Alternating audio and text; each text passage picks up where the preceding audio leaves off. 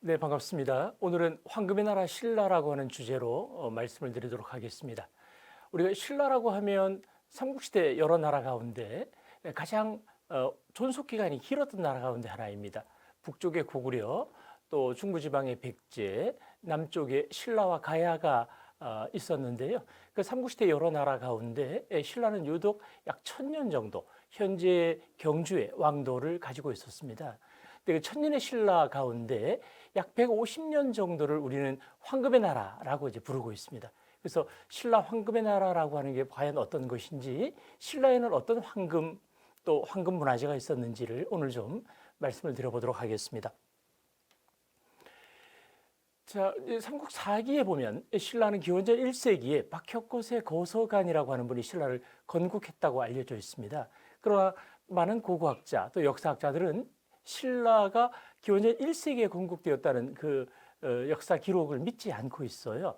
그러면 이제 신라 천년의 역사 가운데 대개 앞부분 약 300년을 우리는 진한 혹은 살호국 혹은 원삼국 시대 이런 명칭으로 부르고 있는데요. 그 시대에는 물론 황금이 없었습니다. 신라의 황금이 등장하는 것은 대개 서기 4세기 후반 정도가 되면 신라의 황금이 등장하는 것 같습니다.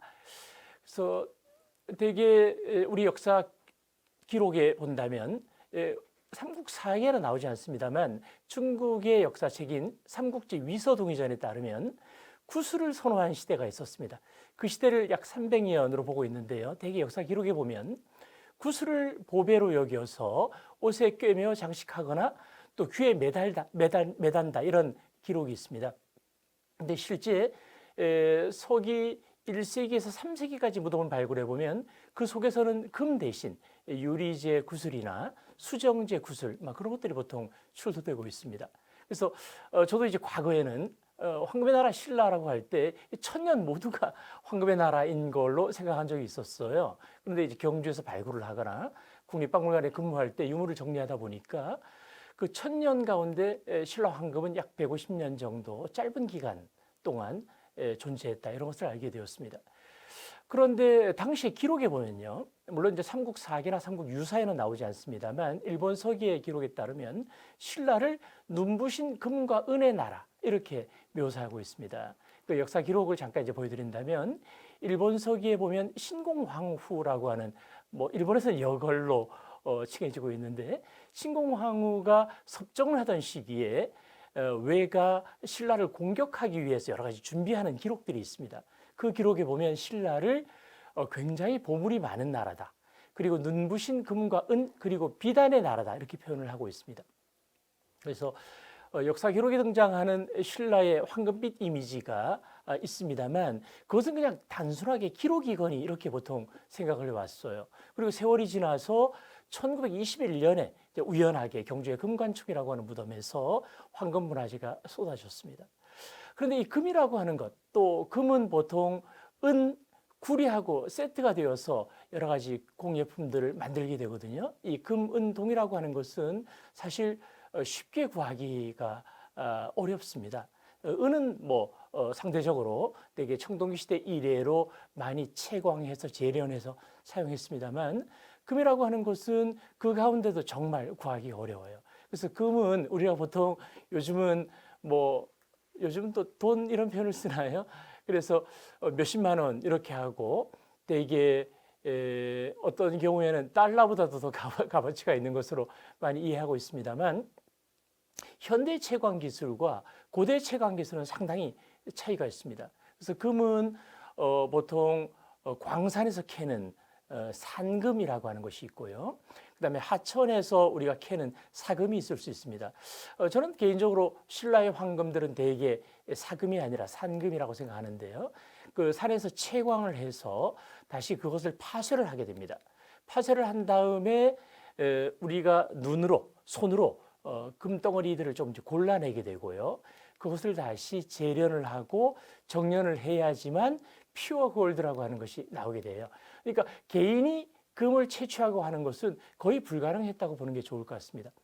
제가 수년 전에 일본 열도에 있는 금광들을 현지 조사를 한 적이 있었어요. 그래서 일본은 우리보다는 에도 시대의 금광이 꽤 많이 남아 있습니다.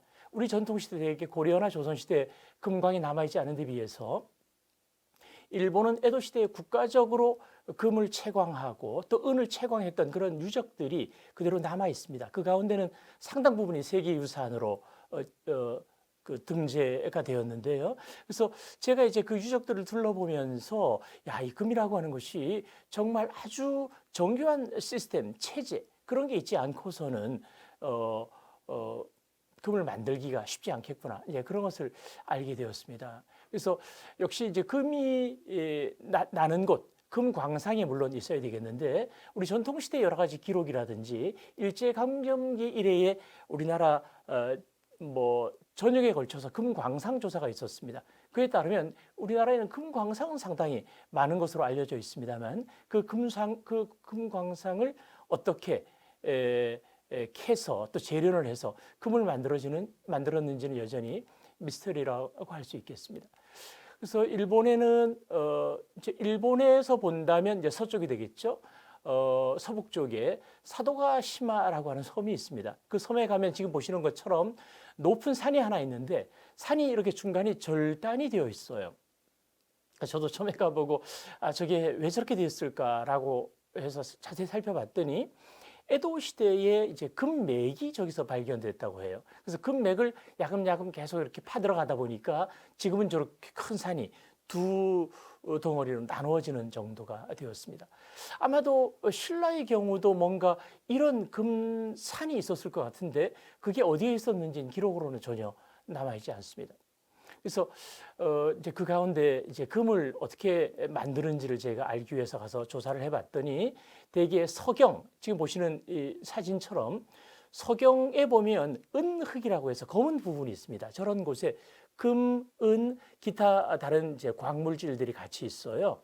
그래서 저걸 깨뜨려서 열을 가하면 이제 금속이라고 하는 것은 일정한 온도마다 금속의 종류가 녹는 온도가 다르게 됩니다. 용융점이 다르기 때문에 낮은 온도에서 녹는 금속이 있고 금처럼 높은 온도에서 녹는 금속이 있습니다. 그런 것들을 차례차례로 이제 열을 가해가면서 모아서 그걸 나중에 정련을 해서 금을 확보해야 되니까 대개 이제 신라를 우리가 황금의 나라라고는 부르지만 신라에서도 금을 아무나 사용할 수는 없었던 것 같습니다.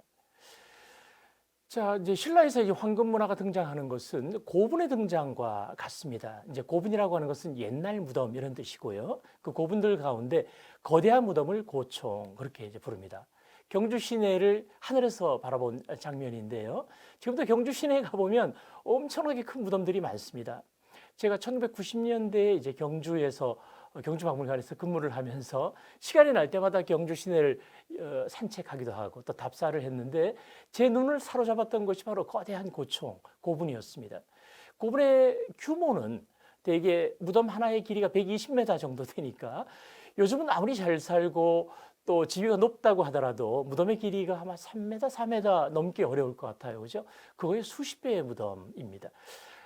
이제 과거에 국립문화재연구소에서 경주에 있는 큰 무덤을 발굴하고 이렇게 계산을 해봤어요. 이 무덤 하나 만드는데 대개 어느 정도의 공력이 들었는지를 이제 따져봤더니 무덤 하나에 보통 신라 고분의 경우는 자갈이 많이 들어가고 흙이 많이 들어가는데 트럭으로 쳐서요. 우리 공사 현장에서 쓰는 그런 트럭으로 쳐서 약 500트럭 분량의 자갈, 또 700트럭 분량의 흙이 들어갔다고 해요. 그리고 아주 이제 건강하고 삽질을 잘하는 그런 남성들을 하루에 500명 정도를 투입하더라도 그 사람들이 6개월 정도 작업해야지만 무덤을 하나 만들 수 있을 정도라고 합니다. 그러니까 경주 시내의 그 많은 무덤들 아마 일제강점기에는 1호에서 155호까지 이름을 붙였는데요. 근래에 경주 쪽샘지구라고 해서 국립경주문화재연구소가 발굴을 해보니까 무덤은 아마도 155기가 아니라 155기 곱하기 100을 해야 될지 155기 곱하기 50을 해야 될지 훨씬 많다고 하는 것이 근래에 밝혀지고 있습니다. 그래서 대개 신라를 대표하는 뭔가 상징물이라고 할까요? 그런 것 가운데 하나가 저는 바로 이 고총, 고분이라고 생각하고 있습니다. 그래서 이 신라의 고총에 대해서 그동안 발굴을 사실 많이 했어요. 그래서 1906년부터 발굴이 시작되어서 2020년대 지금까지 계속 이제 발굴이 이루어지고 있으니까 그동안 아마도 발굴된 무덤의 숫자를 모두 합친다면 1000여 기 이상은 아마 될 것 같은데 그런 과정에서 신라의 황금 문화도 조금씩 그렇게 베일이 벗겨지고 있습니다. 근데 1800년대, 1700년대 후반이죠. 18세기 경주 시내의 모습을 그림으로 그린 지도가 경주에 남아 있습니다. 현재는 장서각 한국학중앙연구원에서 이제 가지고 있습니다만 그 경주의 옛날 지도에 보면 거대한 무덤들이 표현되어 있고 그 사이사이에 조그마한 주택들이 만들어져 있는 걸 볼 수가 있어요. 그러니까 전통 시대에는 이 경주에 있던 신라의 고총이 도굴되거나 망가질 염려는 크게 없었던 것 같아요. 신라가 천년 역사를 유지할 동안은 당연히 신라의 왕족들 무덤은 잘 보존되었을 것이고 고려나 조선 시대만 하더라도 돌아가신 분의 무덤을 판다라고 하는 것은 생각하기 어려운 일이었던 것 같습니다. 근데 이 잘 남아 있었던 신라의 고총, 또 신라의 고총 속에 들어있던 황금이 일제강점기 이래 많이 훼손되고 또 약탈되고 그렇게 되어 있습니다. 그래서 그나마 조금 이제 다행이라고 할까요? 그런 것은 백제나 고구려의 무덤과 달리 신라의 무덤은 도굴하기가 대단히 어려운 구조예요. 그래서 해외로 반출된 문화재가 상대적으로 적고 현재 국립중앙박물관이나 국립경주박물관에 신라 황금 문화재들이 많이 남아 있습니다. 그래서 신라의 황금 유물은 대개 일제강점기 초반만 해도 제대로 알려지지 않았습니다. 일제가 경주에 와서 처음 했던 것 가운데 하나가 저 큰 무덤을 파헤치자 그런 것이었어요. 그 일본 학자들은 발굴 작전 이렇게 얘기하지만 제가 볼 때는 도굴이나 약탈의 작전의 다름 아니다 이렇게 생각을 하고 있습니다. 그랬던 것이 1921년도에 우연하게 경주에서 수수께끼가 풀리게 되었습니다. 지금도 이제 경주 시내에 가면 대릉원이라고 해서 고분 공원이 있습니다. 바로 경주의 월성 첨성대 북쪽에서 시작되어서 여러분들께서 잘 아시는 천마총, 황남대총까지가 경주의 대릉원이라고 하는 고분 공원입니다. 그래서 경주의 일종의 랜드마크 같은 것 가운데 하나인데요. 대릉원에서 길을 하나 건너면 공원은 아님에도 불구하고 여기저기 옛 무덤이 있거나 무덤의 흔적들이 남아 있습니다. 그 가운데 현재 지명으로 친다면 노서동, 노동동, 바로 도로 하나를 경계로 서쪽은 노서동, 동쪽은 노동동 그렇게 되어 있습니다. 바로 그 도로의 곁에 서쪽에 금관총이라고 하는 무덤이 1921년도에 우연하게 발굴되었습니다. 당시에 이 금관총은 집이 있었어요. 경주의 박문환이라고 하는 그 당시에 사람이 술집을 했고 때에 따라서는 여각이라고 해서 요즘으로 치면 호텔이랄까 혹은 그 여관 같은 그런 기능을 하는 가옥을 유지하고 있었습니다. 그러다가 1921년도에 그 집을 조금 이렇게 확충하기 위해서 공사를 하다가 우연하게 금관이 발굴되었고요. 물론 그 박문환 씨는 이 금관을 조선총독부에 신고하지 않았어요. 근데 그걸 당시 경주 경찰서에 순사 한 명이 그 사실을 인지하고 가서 현장을 급습해서 이제 금관을 수습하게 되었습니다. 신라 황금 문화가 처음 세상의 모습을 드러낸 것이 바로 1921년도 9월 달의 일이었는데요. 좀 아쉬운 것은 고고학자가 발굴했다면 훨씬 이 금관총 금관이 가지고 있는 또 금관총에서 나온 황금 유물들이 가지고 있는 정보를 많이 얻어낼 수 있었을 것 같습니다. 그렇지만 당시에 경주에는 고고학자들이 없었어요. 물론 일제 고고학자들이 양산에 그 당시에 들어와 있었습니다만 그 사람들이 경주에 도달하기까지 며칠 시간이 걸렸고 그 사이에 경주에 있는 고등학교, 요즘으로 치면 고등학교죠. 학교 교장 선생님이나 또 박물관에서 비정규직으로 있었던 고고학의 전공은 아니고 대서 글을 잘 쓰는 그런 분이 있었습니다. 그런 아마추어들이 발굴을 해버려서 많은 정보가 유실되었습니다. 그 이후에 1924년에 금영총, 1926년에 서봉총에서 금관이 발굴되면서 약간 조금 더 우리가 그동안 알 수 없었던 신라의 황금 문화가 한 스텝 한 스텝 이렇게 그 베일을 벗게 되었습니다. 그리고 신라 황금 문화가 본격적으로 연구되고 또 발굴되게 된 계기는 1970년대의 일이었습니다. 한국 고고학계에서 이제 한국 고고학 뭐 백년사 이런 이제 책을 쓰면 가장 첫머리에 올리는 것이 1971년도에 발굴된 백제 무령왕릉 발굴이었습니다. 무령왕릉이 이제 발굴되었을 때요. 당시 물론 시민들께서도 굉장히 그 흥분하셨고 고고학자는 말할 것 없고 당시 국정의 최고 책임자였던 대통령도 흥분했어요. 그래서 발굴이 완전히 끝나기 전에 대통령께서 발굴 유물을 청와대로 가지고 오라고 할 정도였습니다. 그래서 대통령이 이 발굴에 관심을 많이 가졌고 문화재관리국장을 불러서 경주에 있는 거대한 고분을 발굴하라 이렇게 지시를 내린 거예요. 지금 생각해 보면 좀 어처구니가 없을 수도 있겠고 상식에 벗어날 수도 있다 이렇게 생각할 수 있겠지만 그 당시에는 그런 사회였습니다. 대통령 지시를 받고 대통령이 지켜보는 가운데서 경주 시내에 있는 큰 무덤들이 하나 이렇게 발굴되게 된 것입니다. 첫 발굴이 1973년에 발굴되었던 천마총이고 그에 이어서 같은 해에 황남대총 북분이 발굴되고 1975년까지 남분 북분이 모두 발굴되었습니다. 그 과정에서 천마총, 황남대총에서 금관이 발굴되었고 물론 수많은 금관들 또 황금 귀걸이, 황금 장신구들이 출토되었습니다. 과거에 제가 국립경주박물관에 이제 근무한 적이 있었는데요. 그 당시는 이제 박물관에 들어간 지 얼마 되지 않았어요. 그래서 제가 이제 박물관 수장고를 이제 관리하게 되어서 수장고에 들어갔더니 제가 보지 못했던 황금 유물들이 엄청나게 수장고에 그대로 고스란히 여전히 모셔져 있고 또 보존 처리도 다 되지 않은 그런 상태로 남아 있는 것을 본 적이 있었습니다. 그 이후에 또 시간이 많이 흘렀으니까 근래에는 다 새로 정리를 해서 또 도록도 내고 특별 전시도 하고 그런 모습들을 확인할 수가 있었습니다.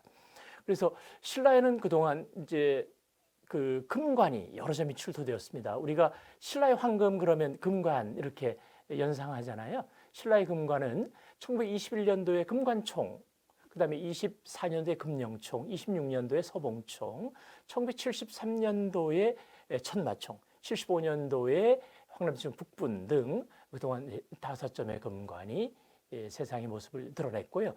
금관은 다양한 미스터리가 있습니다만 조금 이따 좀 설명을 드리겠습니다. 그래서 광복 이후에 우리가 우리 손으로 그야말로 과학적인 발굴을 한 것이 지금 보시는 천마총 발굴이었습니다.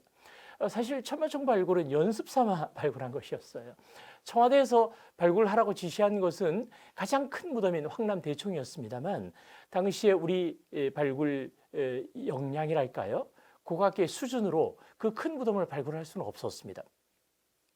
그래서 그것도 이제 청와대 허락을 받았죠. 연습으로 천마총을 하나 파보겠다고 한 것인데 당시에는 천마총이라고 불리지 않았고 1호에서 155호까지의 신라 고분 가운데 마지막 155호를 먼저 연습으로 파보겠습니다 해서 팠는데 그 속에서 유명한 천마도가 출토되었습니다. 그래서 우리가 천마총 이렇게 이제 이름을 붙이게 된 것이고요. 이 천마총이라고 하는 무덤은 무덤의 구조가 좀 특별했습니다. 일제시기 발굴이라고 하는 것은 유물을 캐듯이 파는 것이기 때문에 무덤의 정확한 구조를 확인하기 어려운 그런 발굴이었습니다. 그런데 이제 천마총을 발굴하면서 비로소 신라 무덤, 특히 왕족들의 무덤을 파면 무덤 속에서 엄청난 양의 돌이 나오고 그 돌 위에는 다시 엄청난 양의 흙이 덮여 있다. 이런 무덤의 구조를 적성목각분, 보통 이제 교과서에서는 돌무지 덧널 무덤 이렇게 이제 표현을 하고 있는데요. 이 천마총이나 황남대총이 발굴되고 나서 우리 고고학계에서는 이런 거대한 무덤, 또 신라의 적성목각분이라는 무덤을 파면 그 속에서 금관을 비롯해서 황금문화재가 많이 나오지 않습니까? 이런 것이 과연 어디에서 왔을까를 가지고 학계에서 큰 논란이 벌어졌습니다. 당시에 크게 인기를 끌었던 주장 가운데 하나가 바로 유라시아의 넓은 초원지대에서 활동하고 있던 유목민족들, 특히 스키타이족을 비롯한 유목민족들이 말을 달려서 동으로 와서 다시 만주벌판에서 나무로 달려서 신라의 터를 잡고 그곳에서 기존의 박씨나 석씨 부족들을 쫓아내고 신라라고 하는 국가, 김씨들의 나라를 건국했다. 이런 학설들이 1970년대, 80년대에 제시가 되었어요. 그리고 대개 한 20여 년간 크게 뭐 풍미를 했다고 할까요? 그랬습니다. 그러나 이제 최근에 학자들은 그러한 기마민족설에 대해서 많은 비판을 하고 있고, 실제 신라의 황금이나 또 신라의 적성목각분이라고 하는 것이 기존의 신라 문화에서 조금씩 발전해서 성립된 것이라고 하는 것이 근래에 밝혀지고 있습니다. 지금 이 순간도 경주 시내에 많은 고고학자들이 신라 고분을 발굴하고 있거든요. 그 가운데서 우리가 몰랐던 부분들이 갑자기 발굴되거나 갑자기 확인되지는 않습니다. 조금씩 그렇게 확인이 되고 있습니다. 그래서 황금문화의 전달자를 기존의 연구에 따르면 북방의 유목민족 그렇게 봤습니다만, 근래의 연구에 따르면 북방의 유목민족보다는 신라 고분 속에서 출토되는 여러 가지 양상을 본다면 신라와 당시에 대단히 가까운 관계를 유지하고 있었던 고구려로부터 많은 문물, 문화가 수용되었는데, 그것이 이식되듯이 왔다기보다는 신라 문화를 토대로 고구려 문화가 수용되었다. 이렇게 보는 것이 현재의 학계의 정설입니다. 자, 지금 보시는 사진은 1970년대에 신라에서 가장 큰 무덤, 황남대총을 발굴하는 그런 모습입니다. 근데 황남대총을 발굴했더니 특히 북분에서는 고구려에서 만든 고구려의 왕비나 왕이 썼음직한 그런 귀걸이가 황남대총 북분에서 출토되었어요. 또 고구려의 여러 가지 금속으로 만든 유물들이, 완제품들이 신라 고분에서 출토되었습니다.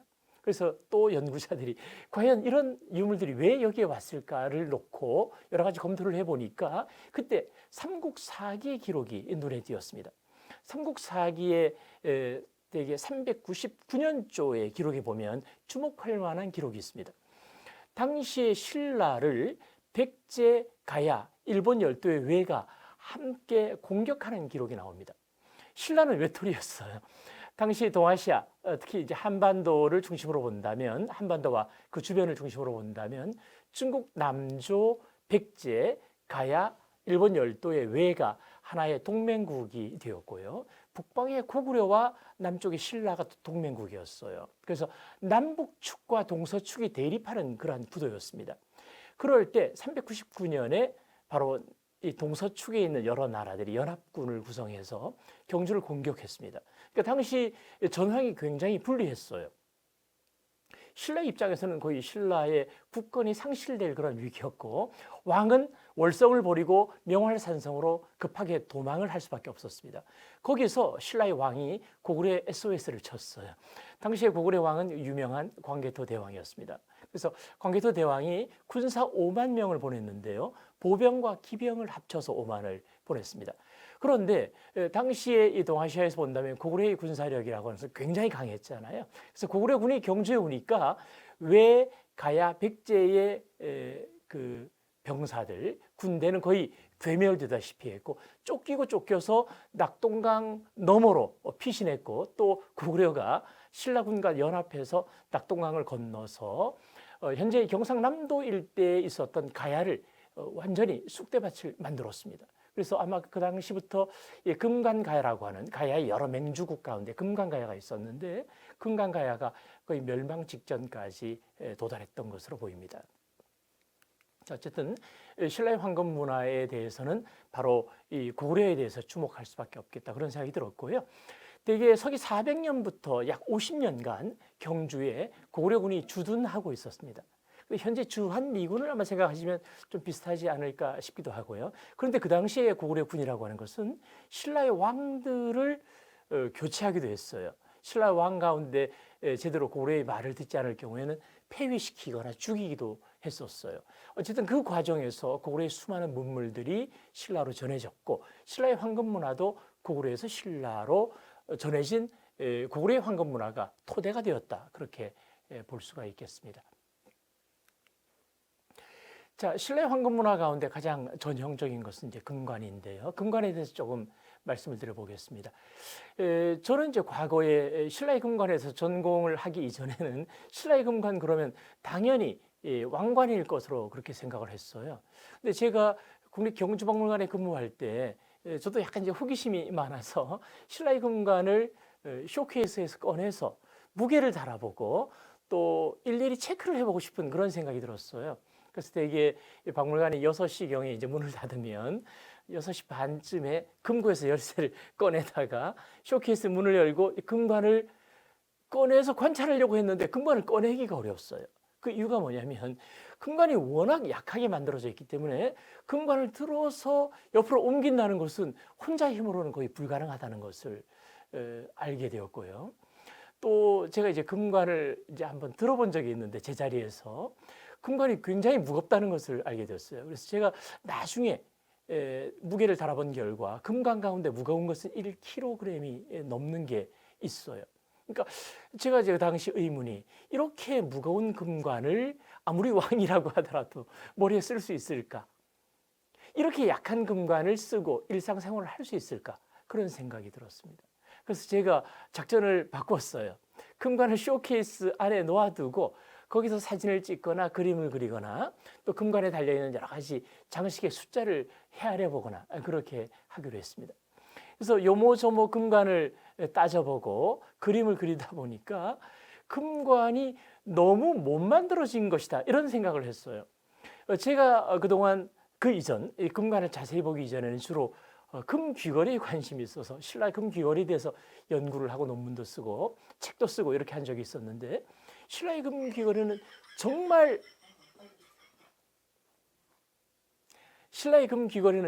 정교하게 만들어져서 신라의 금 귀걸이는 정말 정교하게 만들어져서 확대경으로 보더라도 한 틈에 그 오차 없이 그렇게 아주 정교하게 만들어졌거든요. 그래서 역시 신라의 금공 기술자들, 신라 장인들의 실력이라고 하는 것은 정말 대단하구나 이렇게 생각했는데 신라 금관을 이렇게 보다 보니까 너무 허술해요. 왕들의 혹은 왕비의 여러 가지 황금 세공품을 만들면서 이렇게 잘못 만들면 이 장인이 살아남을 수 있을까 그런 생각이 들 정도였어요. 지금 보시는 것처럼 신라의 금관을 이제 펼쳐놓고 그림을 그린 것인데요. 지금 보시는 이 금관은 1921년도에 발굴된 경주의 금관총 금관입니다. 금관총 금관에 보면 밑에 길쭉한 띠가 있고요. 띠 위에 마치 이렇게 뇌산자가 연속적으로 연결된 듯한 장식이 있습니다. 하나, 둘, 세 개가 있고 좌우에 사슴뿔 같은 이런 장식이 올라가요. 그래서 이 금관을 하나하나 이렇게 살펴보다 보니까 만들다가 실패하거나 또 되게 마치 지우개로 지우듯이 이렇게 후가공을 한 그런 흔적들이 있었어요. 그래서 신라 이 금관이라고 하는 것은 이 각 부품을 따로 만들어서 조립을 한 것이기 때문에 예를 들어서 한 곳이 망가지거나 아니면 한 곳을 잘못 만들었으면 그것만 새로 수정을 하면 됩니다.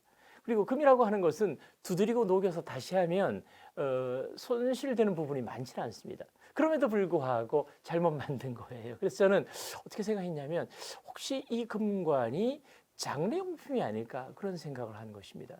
그래서 그 이후에 저보다 먼저 신라 금관에 대해서 연구한 여러 선생님들의 연구 성과를 보다 보니까 신라의 금관을 장례용품으로 보는 견해도 있었습니다. 그래서 제가 그런 견해를 바탕으로 해서 새로운 근거들을 플러스를 해서 2000년대 초반에 신라의 금관은 장례용품이다. 일종의 데스 마스크 같은 거다. 이렇게 제가 발표를 한 적이 있었습니다.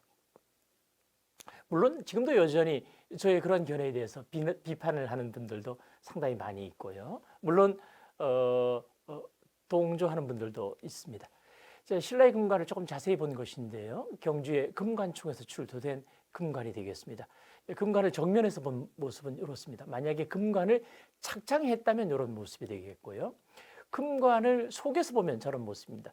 이제 금의 경우는 뭐 순금이니까 상관없습니다만 구리에다가 금을 도금한 경우도 있습니다. 그럴 경우에는 금을 아끼기 위해서 표면만 금을 도금하고 내면은 이면은 도금하지 않는 것이 일반적입니다. 자, 금관의 디자인을 조금 더 보여드리는데요.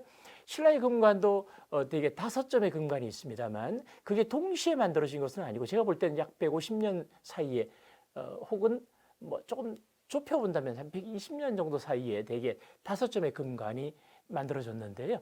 그러다 보니까 금관이 가장 오래된 것과 가장 늦은 금관이 있습니다. 그게 형태가 조금씩 다릅니다. 그래서 어떻게 하면 어떤 금관이 오래됐고 어떤 금관이 늦은 시기 것인지를 이제 자세히 제가 따져본 적이 있었는데요. 지금 보시는 것처럼 요 묘산자형 장식이 3개가 있는 것이 되게 5세기 타입. 저기에 4개가 장식된 6세기 타입이에요. 그것은 뭐냐면 금관을 처음 만들 때는 비교적 심플하게 만들었어요. 그러다가 조금씩 복잡해지는데 되게 서기 6세기 초의 금관인 되게 천마총 금관 단계가 되면 빼곡할 정도로 굉장히 많이 장식이 베풀어진 거예요. 그러다 보니까 요 묘산자처럼 생긴 것도 장식이 3개가 아니라 4개로 그렇게 바뀝니다. 그래서 지금 이제 강의를 들으신 분들이 나중에 이제 박물관 같은 데 가시게 되면 실물을 관찰하시게 될 때 되게 이런 포인트도 한번 체크해 보시면 좋을 것 같습니다. 금관의 측면인데요.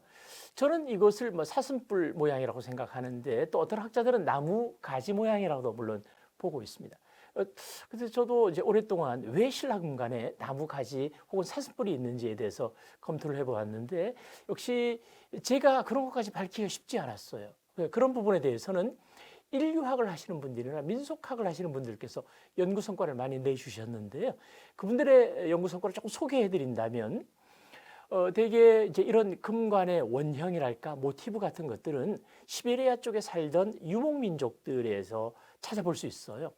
이제 일찍이 인류학자들이 그 유목민족들의 여러 가지 풍습 같은 걸 이제 서베이를 한 게 있는데 그 서베이를 한 책 같은 걸 보면은 인터뷰 기록들이 있습니다. 그래서 당시에 셔먼들이 주로 머리에 사슴뿔을 실제 머리에 이렇게 꽂고 다니나 봐요. 그래서 이제 그 사람들에게 왜 그렇게 하고 다니는지를 물었더니 그 사슴뿔이라고 하는 것은 하늘의 메시지를 혹은 그 정령을 받아들이는 일종의 안테나와 같은 기능을 한다 이렇게 얘기를 하고 있나 봐요. 그런 것들을 수용해서 신라 고분에 적용을 한다면 신라 고분에 있는 나뭇가지나 이 사슴뿔이라고 하는 것도 당시 현세에 살던 사람들이 천상 세계에 사는 뭐 신이랄까 조상이랄까 그런 사람들과 소통하는 일종의 도구랄까요? 막 그런 것이 아닐까 이렇게 보통 보고 있습니다. 신라의 금관은 되게 2가지가 있는데 방금 보셨던 그런 금관이고 또 하나의 금관은 마치 새가 날개짓하는 그런 듯한 모습인데요. 이런 것을 조우관 혹은 조익형관이라고 하는데 동아시아 전체에서 볼 때 고구려 그다음에 신라에 아주 특징적으로 있는 것입니다. 그래서 역시 고구려의 조우관 전통도 고구려의 황금 문화가 신라로 전해지면서 같이 신라로 내려온 것 같습니다. 그래서 신라의 관 가운데는 방금 보셨던 관에는 지금 사진이 좀 작습니다만 비취 고곡들이 주렁주렁 매달려 있습니다.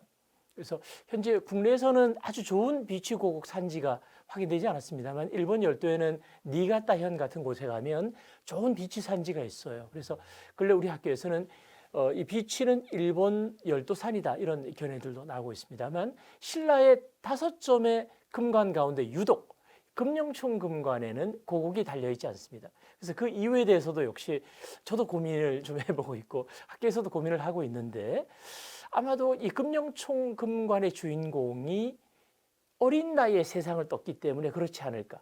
그래서 결국 금관에 장식되는 고곡이라고 하는 것을 보통 태아 혹은 생명과 관련돼서 해석하고 있거든요. 그런데 이 금령총 금관의 주인공은 아마도 소년일 것 같은데 결혼하지 않고 일찍 세상을 뜬 것 같아요.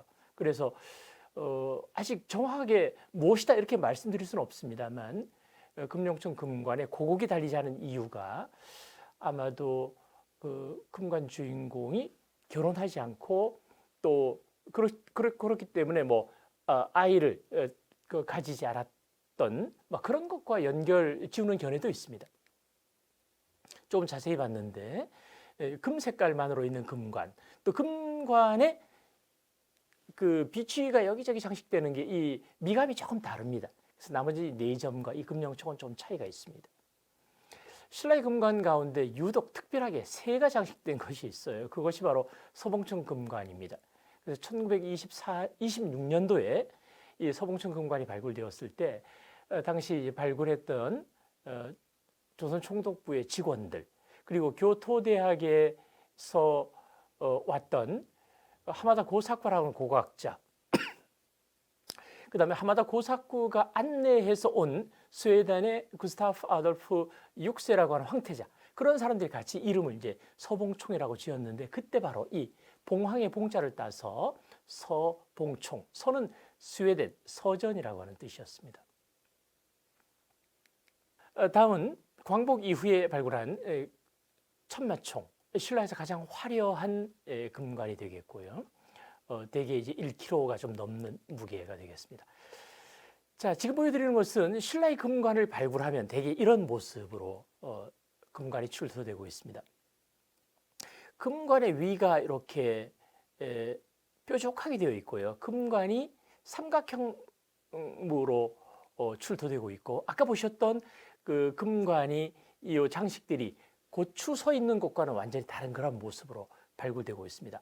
그런데 일반적으로 우리가 생각할 때는 머리가 돌아가신 분의 망자의 머리가 이 아래쪽에 있을 거라고 생각하지만 실제는 이빨이라든지 모든 뼈가 이 속에서 출토되고 있습니다. 그러니까 금관은 결국 돌아가신 분의 이마에 씌워주는 것이 아니라 얼굴 전체를 감싸고 머리 뒤에서 묶어주는 그러한 용도였다고 생각하고 있습니다. 그래서 제가 그런 시각을 가지고 신라의 금관을 다시 한 번 더 살펴봤더니 신라의 금관은 뒷부분에 고정장치가 없습니다. 그러니까 아마도 원래는 그 유기물로 된 뭔가 끈 같은 게 매달려 있을 것 같고요. 그렇다 보니까 망자의 유해 전체를 감싸서 머리 전체를 감싸서 뒤에 수건을 이렇게 질끈 묶듯이 그렇게 묶었을 가능성이 있다고 보고 있습니다. 자, 황남지총 북부에서 나온 금관, 광복 이후에 발굴된 금관 가운데 가장 정제비가 뛰어나다 이렇게 평가를 받고 있습니다. 디테일하게 본 것이고요. 금관의 아래쪽에 보시면 저렇게 비치 고곡들이 주렁주렁 많이 매달려 있습니다. 그 가운데 가장 그 순도가 좀 비교적 괜찮은 비치 고곡인데요. 이렇게 순도가 좋은 비치 고곡이 삼국시대 자료 가운데 그렇게 많이 확인되지는 않습니다. 디테일하게 본 것이고요. 물론 이제 경주에서 신라의 왕족들이 금관을 썼다면 신라의 귀족이나 지방의 유력자들은 금동관을 사용했습니다. 이제 구리에다가 금을 도금한 것이고요. 실제 당시에는 금관과 색깔에 있어서는 큰 차이는 없었을 것 같습니다. 그래서 저는 신라의 금동관은 실용품인데 비해서 금동관을 오히려 모방한 금관은 장례용품이다. 뭐 이런 견해를 밝히고 있습니다.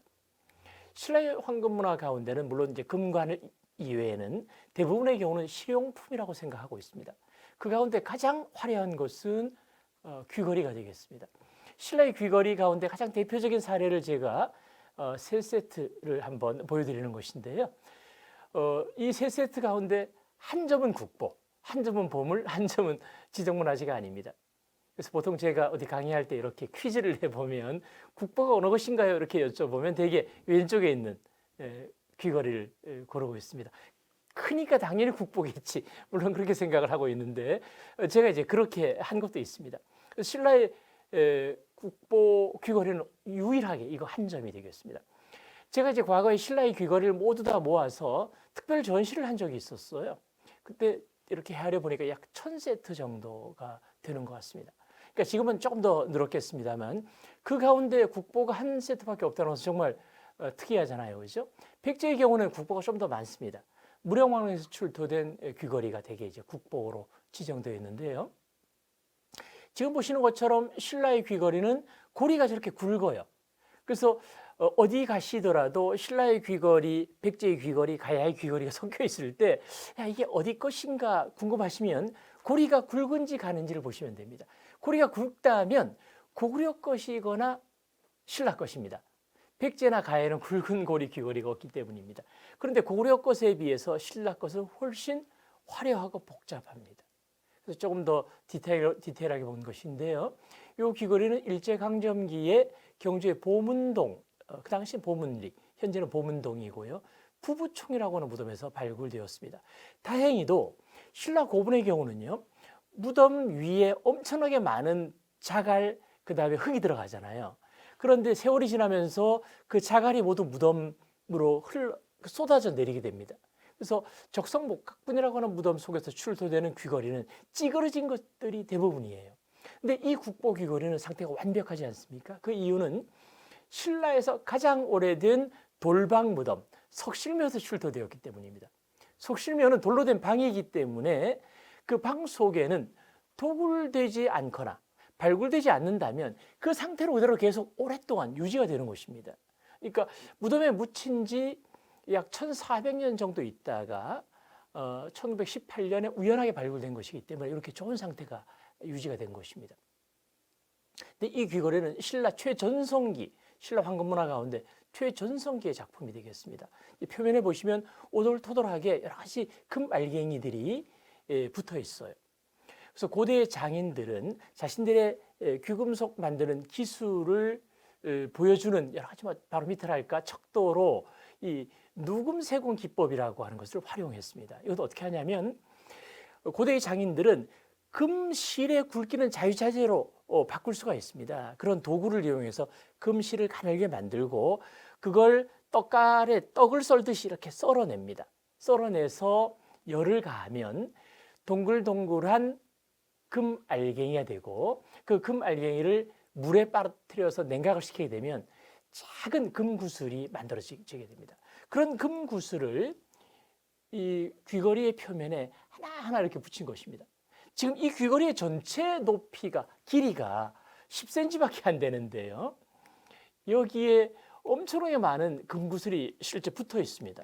그래서 과거에 제가 무모한 도전을 해본 적이 있어요. 금구슬을 한번 세보자.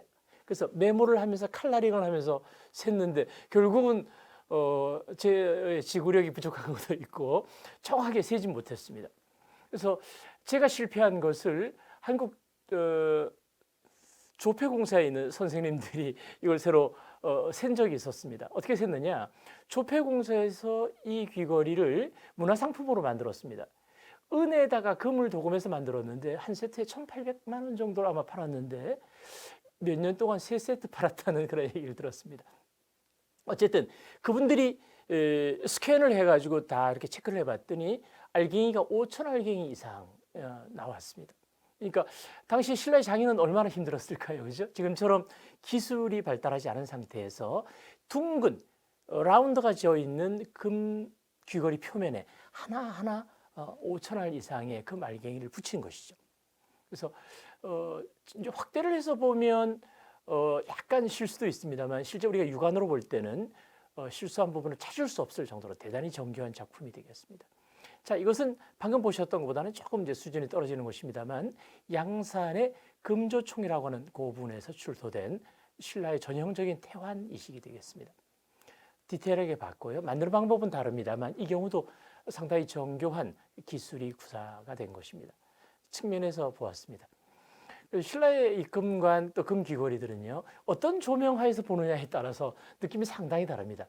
근데 보통 이제 박물관에 가면 아주 어두운 조명의 금관이라든지 여러 가지 유물들이 있는데요. 특히 어두운 조명에서 하이라이트 조명이 비춰진 이 황금 장식들. 근데 금뿐만 아니라 아까 보셨던 금관의 비치고 같은 다른 색깔이 있는 보석들과 같이 어우러졌을 때 아주 상당히 뭐라고 할까요? 무게감도 있고 화려하기도 하고 이제 그런 느낌들을 받을 수가 있습니다. 저는 이 작품은 이제 개인적으로요 국가 지정문화재는 아닙니다만 보물이나 국보에 준하는 대단히 명품이라고 생각하고 있습니다. 조금 이제 크로즈업해서 보여드린다면 귀걸이의 아랫부분이 뾰족하게 처리가 되어 있어요. 이 귀걸이의 무게가 저울추처럼 밖으로 밑으로 아래쪽을 향하게 되어 있는데요. 파랗게 보이는 것이 칠보기법이라고 해서 오목한 금판에 유리 가루 같은 걸 넣고 열을 가하게 되면 그게 녹으면서 찰싹 달라붙게 됩니다. 그래서 푸른색 그다음에 그냥 금이 교대로 배열을 했습니다. 그리고 군데군데 보면 아주 크고 작은 금 알갱이들이 빼곡하게 부착되어 있습니다. 그래서 이 금 귀걸이의 경우는 다른 귀걸이와 달리 성분이 분석되어 있습니다. 저도 이제 국립박물관에 오랫동안 근무했습니다만 국립박물관에 있는 여러 선생님들께서는 본인들이 가지고 있는 국가의 소장품인 이 귀금속품들에 대해서는 파괴 분석을 허용하지 않습니다. 근데 이 금의 성분이 어떻는지 우리가 보통 뭐 24K, 21K, 18K 이렇게 부르고 있습니다만 성분을 파악하려면 자연과학적 분석을 해야 되거든요. 근데 그게 이루어지지 않는 그런 여건입니다. 그래서 주로 비파괴 분석을 하고 있는데요. 이 유물은 이제 사립박물관에서 발굴을 하고 국가로 귀속하기 이전에 그 분석을 미리 해버렸어요. 그래서 되게 이제 분석을 해봤더니 우리 눈에 잘 보이는 부분들은 대개 22K, 21K 정도 되고요. 눈에 잘 보이지 않는 부분들은 18K 정도의 순도가 나왔습니다. 금이라고 하는 것은 대단히 제한되어 있잖아요. 그죠? 제한된 금을 가지고 가장 크고 화려하게 만드는 것이 장인의 몫이지 않습니까? 그래서 제가 삼국시대 금속품, 귀금속품들을 이렇게 살펴보니까 귀금속 문화가 발달한 곳일수록 큰 대신 작품이 큰 대신 무게가 가볍다라고 하는 것을 알게 되었습니다. 자, 조금 더 이제 살펴보겠습니다. 신라의 귀걸이는 아까 보셨던 그런 태환이식도 있습니다만 세환이식이라고 해서 고리가 작은 것도 있고요. 되게 백제나 가야에서 유행했던 그런 장식이 되겠습니다. 자, 신라의 황금 문화를 대표하는 것은 역시 이제 귀걸이가 가장 수량이 많습니다만 목걸이도 간혹 출토되고 있습니다. 근데 지금처럼 보시는 것처럼 금으로 만든 목걸이는 그동안 10점이 채 발굴되지 않았어요. 손으로 꼽을 수 있을 정도가 되겠습니다. 오른쪽에 보시는 오른쪽에 보시는 목걸이는 경주의 노설이 214번지라고 하는 고분. 경주에는 고분이 워낙 많기 때문에 번지에 무슨 고분, 또 번지 한 번지에도 여러 개의 고분이 있을 수가 있습니다. 그래서 노설이 214번지에서 다시 해야 되겠네. 옆으로 어떻게 이게 조금 붙어버렸네. 이렇게 하면 되나요? 네, 오른쪽에 보시는 이 목걸이는 일제강점기에 발굴된 것입니다만 경주의 노설이 214번지라고 하는 고분에서 출토되었습니다. 그래서 이 목걸이도 약간 기구한 사연이 있습니다. 신라의 황금 유물 가운데는 일본까지 갔다가 다시 우리나라로 되돌아온 것도 상당히 많이 있습니다. 물론 지금 현재 도쿄 국립박물관을 비롯해서 일본에서 가지고 있는 신라의 황금도 상당히 많이 있습니다. 그런데 다행히도 이 목걸이의 절반이 일제강점기에 일본으로 반출되었다가 1965년도에 우리나라로 다시 돌아왔습니다. 당시 한일 간에 그 외무부 장관들 사이에 협약이 있었죠. 국교 정상화 조치를 하면서 그 당시 일부의 반출문화재가 반환이 되었습니다. 지금 보시는 것은 이제 목걸이라고 할 수 있지만 이것은 목걸이라기보다는 목걸이 기능도 있고 소유자의 가슴 전체를 장식하는 그런 장식품이 되겠습니다. 금도 일부 쓰이지만 비추 고공이나 또 유리 구슬이 굉장히 많이 사용되고 있습니다. 그래서 이렇게 화려한 것을 가지고 있는 사람은 신라의 왕의 직계 가족에 한정됩니다. 보통의 경우는 신라의 금관, 신라의 금제 허리띠하고 세트가 되는 그런 작품들이 되겠습니다. 신라의 금 허리띠는 그동안 6점이 발굴되었습니다. 신라의 금관보다는 한 점이 더 많은데 황남대총 남분이라고 하는 무덤, 북분, 금관총, 서봉총, 금령총, 천마총 이렇게 나오고 있어요. 그러니까 처음에 이제 신라의 금관을 발굴할 때 금관을 발굴하고 나서 아래쪽을 이렇게 정리해서 내려오다 보니까 허리도 완전 순금이라서 발굴자가 굉장히 놀랐다 그런 기록들이 있는데요. 허리춤에 찼던 것인데 아래에 주렁주렁 여러 가지 장식들을 매달고 있습니다. 신라의 황금 유물 가운데는 팔찌도 주목되는데요. 신라의 금으로 만든 팔찌는 역시 왕이나 왕비만이 사용하고 있고 왕의 직계 가족, 예를 들어서 서봉총의 경우는 아마도 왕족 여성이라고 생각되는데 그분의 무덤에서도 출토가 되었습니다. 신라의 팔찌의 경우는 가장자리에 오돌토돌하게 여러 가지 장식이 나 있는 것이 특징이 되겠습니다. 그래서 신라의 금관 또 금귀걸이, 목걸이, 팔찌, 반지 이런 것들은 신라인들이 평소에 사용했던 황금 장식품, 장신구가 되겠습니다만 무덤에서만 출토되는 장례용품도 있습니다. 신라의 고분을 발굴해 보면 유물이 엄청나게 많이 묻힌다는 게 특히 인상적입니다. 평소에 써도 될 것 같은데요. 금관, 금허리띠, 그 많은 금 제품들을 무덤에 넣어줬잖아요.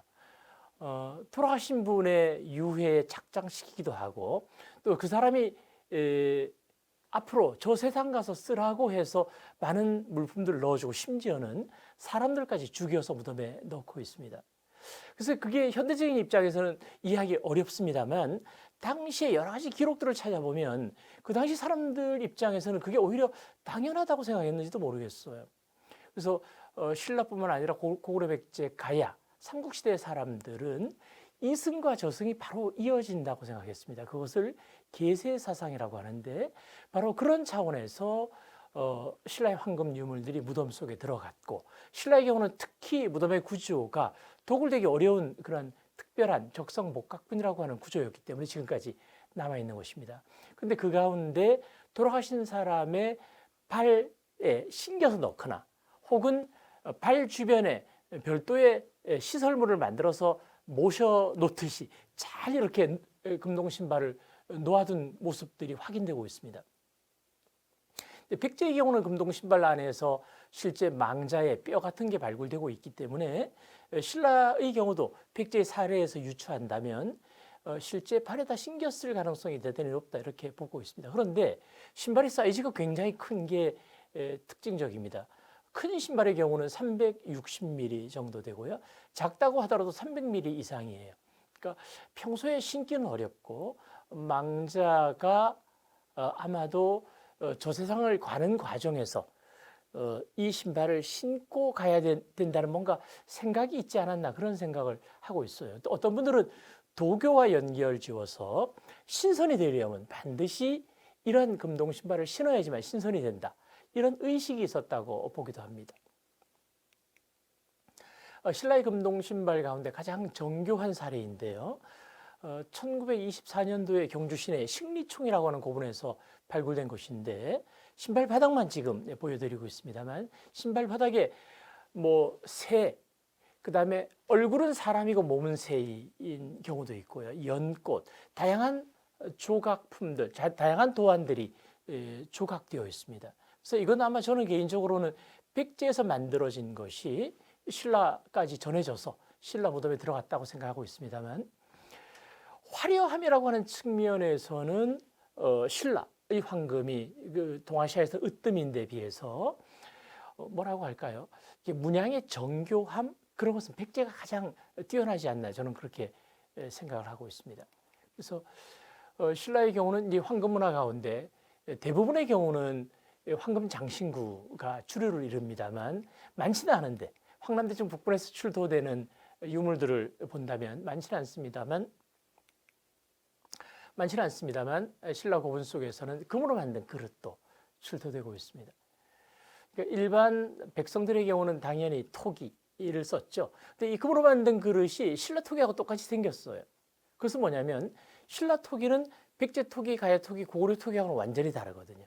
그러니까 결국 이런 황금 그릇들도 경주의 신라의 공방에서 만들었다는 것이 이제 분명합니다. 그래서 양은 많지 않습니다만 신라의 왕족들은 금이나 은으로 여러 가지 그릇들을 만들어서 사용했다. 그런 것을 알 수가 있겠어요. 근데 신라의 고분을 발굴해 보면 눈에 띄는 게 있어요. 물론 당연히 금관이 가장 눈에 띕니다만 멀리 바다 건너 해외에서 들여온 그런 물품들이 출토되곤 합니다. 그 가운데는 이런 고구려에서 만든 귀걸이, 고구려에서 만든 신발, 고구려에서 만든 그릇, 메이드 인 고구려라고 할 수 있는 것들이 경주의 고분에서 나오는 것이죠. 대개 아까 말씀드린 것처럼 신라의 약 50년간 고구려군이 주둔했고 그 과정에서 많은 고구려 물품들이 내려왔던 것 같아요. 또한 신라의 왕자가 고구려에 볼모로 갔던 적도 있습니다. 그러면서 문물 교류가 상당히 이루어졌다 그렇게 볼 수가 있겠고요. 자, 이것은 정말 멀리서 왔습니다. 저 멀리 중앙아시아, 카자흐스탄 같은 곳에서 아마 만들어졌을 수도 있고, 어떤 분들은 카자흐스탄보다 더 서쪽에서 만들어진 것이 초원의 스텝 루트를 통해서 경주까지 전해졌을 가능성을 생각하기도 합니다. 그래서 이것은 경주의 계림로 14호라고 하는 크지 않은 무덤입니다. 크지 않은 무덤에서 망자의 허리춤에서 폐용된 채 출토되었습니다. 그래서 그동안 여러 가지 많은 연구를 했는데 역시 수입품은 분명하다 이렇게 얘기하고 있고요. 약 20여 년 전에 일본의 학자 한 분께서는 이 유물에 대해서 많이 검토를 하고 이 유물의 소유자를 로마 사람으로 보았어요. 그러니까 이제 그분의 견해는 뭐냐면 신라 고분 속에서는 이 칼뿐만 아니라 지금 보시는 것처럼 로만 글라스가 상당히 많이 출토되고 있습니다. 대부분 다 동로마에서 만들어진 것들입니다. 이 동로마에서 만들어졌던 로만 글라스가 경주에서 엄청나게 많이 출토되고 있습니다. 중국에서 훨씬 많이 출토될 것 같습니다만 중국 대륙 전체에서 발굴되는 것보다도 신라 고분에서 발굴되는 로만 글라스의 양이 더 많습니다. 그래서 그 요시미치 츠네오라고 하는 분의 학설은 뭐냐면 로마의 일족이 말을 타고 경주로 내려와서 신라 김씨의 왕국을 세웠다. 그게 이제 그분의 견해입니다. 우리 그 국내에서는 숭실대에 계셨던 최병현 선생님께서 바로 그 스키타이 기마민족 신라 건국설 그런 걸 내세운 것과 어떻게 보면 맥락은 비슷합니다만 한 분은 스키타이 또 한 분은 동로마 이렇게 보고 있습니다. 저는 그 요시미츠 츠네오 교수의 그 학설에 대해서 시간이 날 때마다 여러 번 이렇게 비판을 하고 이렇게 했습니다만 또 개인적으로 만나기도 했는데 그분이 또 전혀 저에 대해서 반응을 하지 않으셔서 그 약간의 평행이랄까 그런 상황이고요. 그분은 지금도 근래에도 계속 그런 견해를 주장하고 계십니다. 어쨌든 신라 고분 속에서는 멀리 동로마에서 만들어진 것도 있고요. 혹은 초원지대에서 만들어진 것도 있고 고구려에서 만들어진 것도 있고 그다음에 중국의 위진남북조 시대 여러 유적에서 만들어진 것, 위진남북 시대 여러 공방에서 만들어진 것도 포함되어 있습니다. 어쨌든 자료가 이제 많지는 않습니다만 신라의 이런 황금이라고 하는 것 또 그런 것들 다른 유물을 통해서 볼 때 신라의 다이나믹한 뭐 외교 관계랄까 그런 것들을 우리가 추정해 볼 수 있겠습니다. 자, 이제 마지막 부분이 되겠는데요. 신라의 황금문화라고 하는 것은 물론 당연히 경주가 중심입니다. 경주의 고분을 발굴하면 그 속에서 황금문화재가 가장 많이 출토되죠. 그렇지만 그것은 경주뿐만 아니라 경주 주변에 있는 포항, 울산, 경산, 대구, 북쪽으로는 의성, 안동, 영주, 예천, 또 경상북도 성주, 또 경상남도 밀양, 창녕, 양산. 그러니까 신라의 영역이었던 각지의 유력한 세력들의 무덤. 그 지방으로 본다면 현재 지금의 경상남도와 북도의 기초자치단체 별로 뭐 하나 혹은 두 개 정도의 거대한 고총군들이 있거든요. 그런 고총을 발굴해 보면 그 속에서 대개 경주의 황금문화와 비슷한 그런 유물들이 출토되고 있습니다. 그런데 이제 일본 학계에서 사실 일제강점기에 그런 것들을 먼저 조사하고 발굴하다 보니까 일본 학계에서 오랫동안 어떤 견해가 있느냐면 일본 학계에서는 기본적으로 신라를 축소해서 보는 그런 견해가 있습니다. 일본 연구자들은 지금도 경주만을 신라로 보고 있어요. 경주 주변에 있는 울산, 부산, 양산, 창녕, 대구, 경산까지도 모두 가야로 보는 견해가 많습니다. 그게 왜냐하면 일제강점기에 임나 일본부라고 하는 범위를 굉장히 넓게 설정했잖아요. 그 임나를 바로 가야로 보다 보니까 임나가 아닌 것은 결국은 경주밖에 없다. 이런 게 이제 일본 학계 견해입니다. 그런 견해를 이제 비판하는 입장도 저뿐만 아니라 또 최병현 선생님 또 경북대에 계셨던 이준 선생님 그런 분들이 이제 많이 비판하면서 근래에는 신라를 조금 이렇게 경력을 넓히고 있습니다. 고고학자들이 신라의 범위를 낙동강까지는 이제 넓혀 놓았어요. 그렇지만 여전히 국내 일부 학자들, 일본에 있는 학자들은 신라를 좁혀보는 게 일반적입니다. 그럴 때 바로 신라의 지방 고분에서 나오는 황금 유물들을 어떻게 해석하면 좋을지 그게 논란의 대상입니다. 지방을 발굴해 보면 지방 고분에서도 경주에서 금으로 만든 유물이 나온다면 지방에서 은으로 만든 게 나오고, 경주에서 금관이 나온다면 지방에서는 금동관, 경주에서 금으로 만든 허리띠가 나온다면 지방에서는 은 혹은 금동으로 만든 허리띠가 출토되고 있습니다. 저는 개인적으로 이런 유물을 가지고 있는 사람들은 신라의 지방에 있는 세력들이고, 당연히 신라 왕의 통제를 받는, 지배를 받는 사람들이라고 생각하고 있습니다만, 아직도 많은 고고학자들은 이런 세력들은 가야의 일족, 가야 소국의 왕들이라고 생각하는 견해가 여전히 많이 있습니다. 그렇지만 가야 고분을 발굴해 보면 가야의 황금 문화라고 하는 것은 신라 거하고는 양식적으로 완전히 다릅니다. 그래서 저는 이런 유물들을 쭉 연구하다 보니까 아마 그 당시 신라의 황금 문화가 150년 정도 존속했습니다만, 신라의 왕이 이런 것들을 만들어서 경주의 귀족 그리고 경주의 왕족, 지방에 있는 유력자들에게 내려주면서 그네들 사이에 일종의 동질감이랄까, 그런 것을 가지려고 했던 것이 아닌가, 그런 생각을 해보았어요. 이런 황금이라고 하는 것은 누구나 가지고 싶어 해요. 우리도 마찬가지죠. 현대인도 마찬가지입니다. 고대에는 더 말할 것이 없습니다. 황금은 바로 그 사람의 신분, 그 사람의 사회적 지위를 표상하는 상징물이었기 때문이거든요. 그런데 왕은 당연히 배타적인 지위를 가지고 있기 때문에 황금 문화를 독점했습니다. 귀족들이 그런 것을 가지려고 할 때, 지방에 있는 유력자들이 그걸 가지고 싶어 할 때 왕이 어떻게 보면 시혜를 하는 거죠. 은혜를 베푸는 것이죠. 그러면 모든 게 공짜는 없는 것입니다. 경주의 신라 왕이 지방 세력에 이런 걸 주는 대신 반대급부로 지방 세력에 충성을 요구하거나 그네들을 이용해서 지방을 지배하거나 세금을 걷거나 요역을 동원하거나 막 이럴 때 활용하지 않았나, 이런 생각을 합니다. 그래서 저는 이런 것을 신라 황금, 또 신라 장신구, 신라 복식 사여체제, 앞에 이제 여러 가지 표현들을 붙이긴 합니다만, 이런 것들을 경주에서 만들어서 지방 또 경주 시내에 사여해 줬다, 이렇게 보통 보고 있고요. 이런 신라의 황금이라고 하는 것은 사실 아무나 만들기는 상당히 어렵습니다. 신라의 황금은 아마도 경주에서 제한적으로 만들었을 거라고 저는 생각하고 있고요. 그래서 그것은 이제 신라의 장인들이 아마 만들었을 것 같은데, 아까 초반에 제가 보여드렸습니다만, 원래 금이라고 하는 것은 그 사금이건 산금이건 그것을 금덩어리까지 만들기가 굉장히 어렵습니다. 다시 그걸 적절한 온도에서 녹이고 두드리고 펴고 오리고 붙이고 그렇게 해서 황금대 장식을 만들어야 되는데, 그것은 전문화된 장인 중에서도 아주 숙련도가 높은 장인이 아니면 그 금을 훼손하지 않고, 금의 그 질량 자체를 훼손하지 않고 지금 우리가 보셨던 그런 황금 유물을 만들기가 어려웠을 것입니다. 그래서 아마도 경주에서 만들었던 것 같습니다.